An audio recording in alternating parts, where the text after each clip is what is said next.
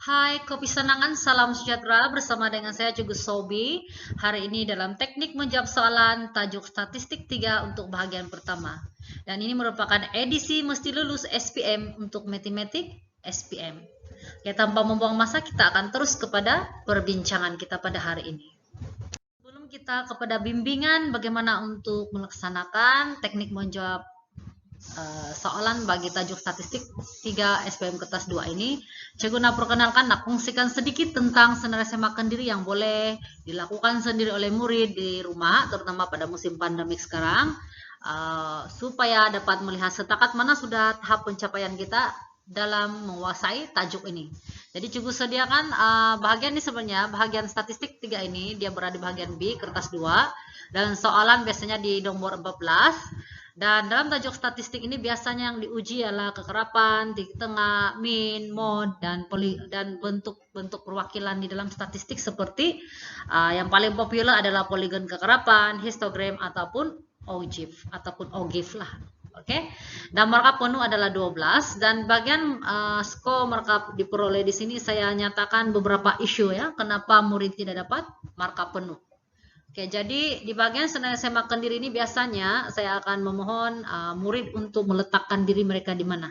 Oke, jadi kamu boleh meletakkan diri kamu di mana lah sebelum ini. Ini seperti ujian pra lah. Kamu di mana sekarang? Kamu di bagian tidak dapat menjawab soalan kah? Di bagian hanya dapat 1 marka kah? Sekian-sekian lah. Oke, sehingga mungkin kamu sekarang selalu tajuk ini kamu hanya dapat 11, tidak pernah dapat 12. Jadi mungkin selepas mengikuti bimbingan bersama Cikgu Sobi ini, mungkin kamu dapat sedikit gambaran lah. Sebab di akhir nanti di bahagian 4 tuh kita akan berbincang bagaimana sebenarnya mendapat marka secara maksimum ataupun full mark di dalam tajuk statistik 3 SPM kertas 2 ini. Oke? Oke, di sini adalah paparan sampel soalan SPM sebenar bagi 2017 bagi tajuk statistik 3. Cikgu memang menggunakan sepenuhnya Cikgu cut and paste sahaja sebab Cikgu kamu dapat gambaran apa sebenarnya rupa atau bagaimana sebenarnya kertas pemeriksaan SPM itu. Oke, jadi Cikgu cut and paste supaya kamu nampak sendiri bahwa ini adalah paparan kepada soalan SPM yang sebenar dan ini merupakan soalan yang kita akan bincang sepenuhnya dan kita akan fokus di dalam bimbingan kali ini. Oke. Oke, tanpa membuang masa kita akan terus kepada perbincangan bagaimana untuk menyelesaikan soalan statistik 3 biasanya di nomor 14 dan kita pergi kepada soalan E dahulu. Tapi sebelum itu kita lihat dulu apakah pembayang bagi soalan E di sinilah. Data dalam Raja 8 menunjukkan jisim dalam gram. G itu ialah gram bagi 30 biji sawit pula. Strawberry yang dipetik oleh seorang pelancong dari sebuah ladang. Oke, 30 biji strawberry ya. Maksudnya keseluruhan data ini adalah 30 biji strawberry. Dan data-data ini adalah berbeza karena jisim bagi strawberry itu berbeza.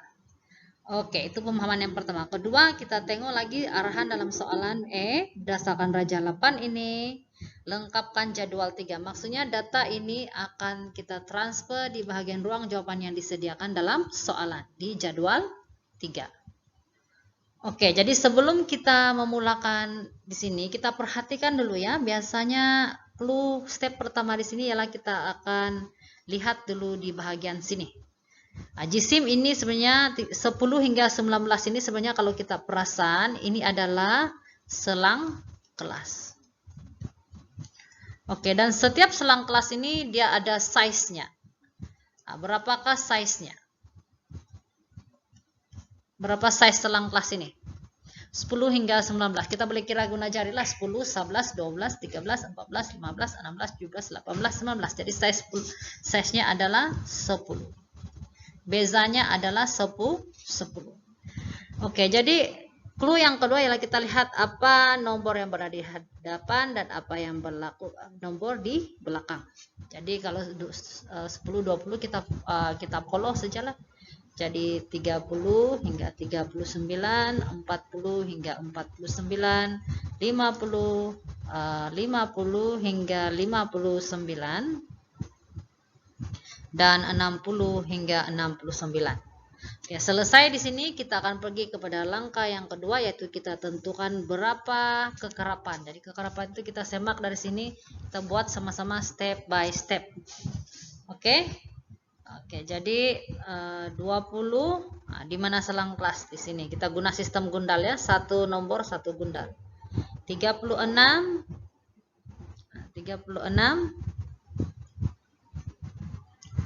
di sini. 45 di mana 45 sini. 40 di sini juga. 12 di sini. 10 di sini juga. 43 di mana 43 di sini. 46 masih di sini. 52 ada di sini. 39 ada di sini. 30 ada di sini juga. 34 ada di sini. 24 ada di sini. Dan 37 di mana 37 ada di sini. So kita boleh ikat, sudah satu ikatan ada 5. 62 kita letak di sini. 31 kita letak mana 31? Oke, di sini. 40 kita boleh ikat sudah. 39 ada di sini. 31 ada di sini. 29 kita letak di sini. 21 tukar pen sudah. 21 mana 21 di sini. 59 kita letak di mana 59. Alright, di sini. 46 di sini. 60 di sini. 42 kita letak di sini. 25 kita letak sini, boleh ikat sudah. 41 di sini. 56 kita boleh letak sini. 33 kita boleh letak di sini.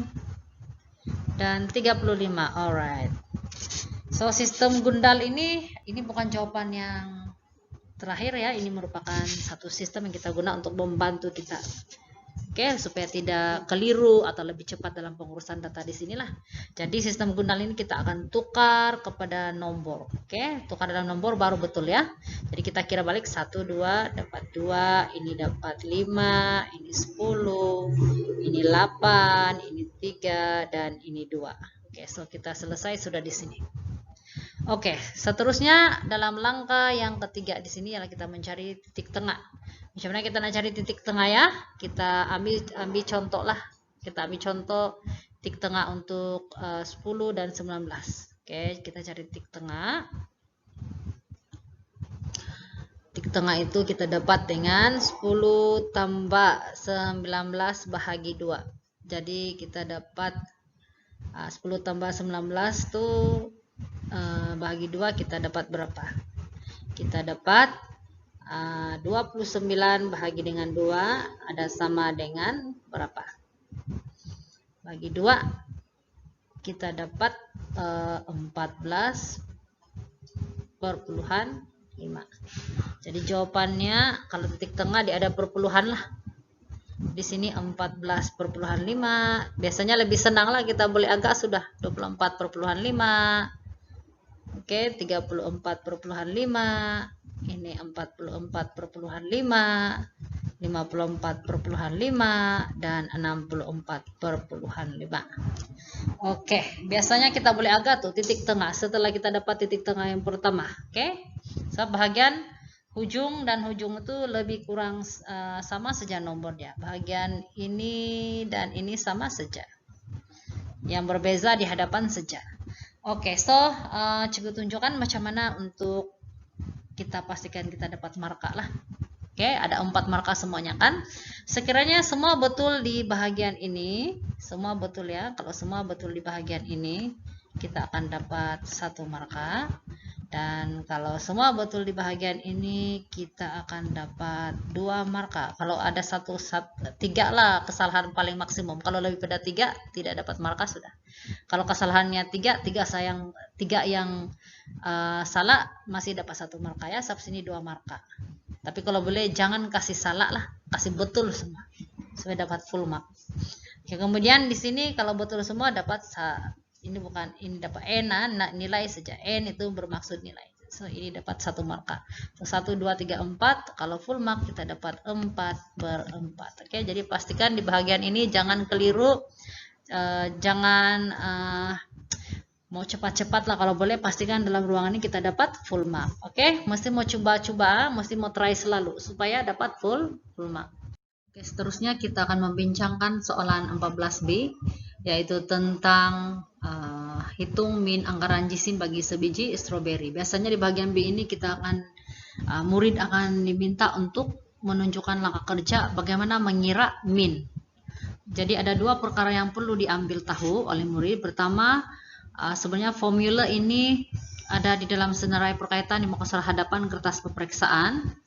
Seperti yang Cikgu paparkan di hadapan lah, ini ada di muka surat hadapan, jadi jangan risau, tidak perlu hafal, oke? Hanya perlu tahu dan mengira lah. Jawaban, kemudian kita akan refer juga jawaban kita, atau kita rujuk balik jawaban kita yang sudah kita buat di bagian E, untuk menyenangkan lah, oke? Oke, sebab apa yang diminta di sini adalah hasil tambah. Hasil tambah maksudnya ialah semua bahagian ini kita akan tambah. Oke, maksudnya nilai titik ini adalah titik tengah. Ini titik tengah. Ini adalah titik tengah dan ini titik tengah dan ini adalah kekerapan. Jadi semua ini akan didarabkan. Inilah maksudnya. Nilai titik tengah didarab dengan kekerapan. Jadi semua ini akan didarab. Oke, akan didarab. Sebenarnya lebih senang kalau kita terus darab di sanalah dengan menggunakan jangan terlalu conteng, nanti kotor di ruang jawaban. Oke, ini tunjukkan apa sebenarnya berlaku, oke? Dan kita akan dapat hasil jawaban. Biasanya untuk murid cikgu saya suruh saja mereka tambah di ujung sinilah. Nah, ini adalah kekerapan, biasanya kita wakil dengan F dan ini adalah titik tengah kan, kita guna X. Jadi selalunya saya kata hasil sini adalah F darab X, kekerapan didarab dengan titik tengah, yaitu 2 kali 14/5 gitu, 5 kali 24. Jadi gunakan terus kalkulator lah untuk mengira. Oke. Jadi dia ada 3 marka di sini. So langkah pertama yang kita buat, kita ikut saja dulu formula ini, kita transfer formula ini di ruang jawaban. Oke, jadi min adalah sama, untuk paling senang F darab dengan X, jumlah F ini ya, ini adalah jumlah F adalah frekuensi darab dengan titik tengah yaitu X, dibahagi dengan hasil tambah kekerapan. Berapa banyak itu kekerapan, yaitu F. Ingat tadi berapa kekerapan kalau ditambah-tambah semua, sudah beritahu kan tadi 30. F adalah sama dengan 30. Oke, jadi apa yang pemeriksa mahu murid-murid tunjukkan adalah F kan, kita ambil. Oke, hasil darab 2 kali 14/5. Oke, masukkan dalam kurungan hasil tambah. Lepas itu apa lagi? 5 kali 24/5. Oke, tutup kurungan. Darab dulu baru tambahkan. Oke, kemudian 10 kali 34/5, tambah lagi dalam kurungan 8 kali 44/5, tutup kurungan, tambah lagi 3 kali 54/5, tambah lagi, kemudian 2 kali yang terakhir 64/5 dan tutup kurungan. Jangan lupa ada kurungan lagi di luar, kita guna kurungan berbeza lah. Kemudian baru bahagi, ada bahagi kan, berapa semua jumlah? 30. Oke, kemudian gunakan kalkulator, kira dengan tepat. Tambah semua. Dapatlah 1145. Oke, bahagi dengan 30. Kemudian kita akan dapat jawaban di sini adalah sama dengan 3, kita bundarkanlah 38. Oke, perpuluhan 1. 7. Oke. Alright, so kita dapat jawaban 3 marka kan? Alright, 3 jawaban. Jadi macam mana kita mendapat marka? Kalau sebenarnya bila kita murid-murid tunjukkan saja semua ini betul, oke. Semua ini betul ya, semua betul. Oke, ini pun betul. Sebenarnya di sini kita sudah mendapat K2, langkah kerja 2 yang betul. Kalau semua betul, kalau salah satu maksimum salah 3 lah. Kalau lebih dari 3 tidak dapat marka. Kalau 3 kesilapan masih dapat 1 marka. Dan ini sebenarnya akan nampak di sinilah. Ini cuma kalau betul antara di sini pemeriksa akan nampak dari sini pergi sinilah. Biasanya dia tengok di sini hasil itu betul atau tidak. Kemudian kita tengok nilai. Oke, biasanya di sinilah berlaku. Kadang-kadang di sini dari sini pergi sini dapat K1, boleh juga beginilah. Oke. K1 N1. Jadi full mark 3/3. Tapi biasanya kalau sampai di sini semua betul, boleh dapat full mark sudah. Sebab dia akan tengok cara kamu mendarab tuh betul, semua nilai betul dan jawaban akhir kamu pun betul. Oke, sudah dapat 3 makalah full mark. Oke.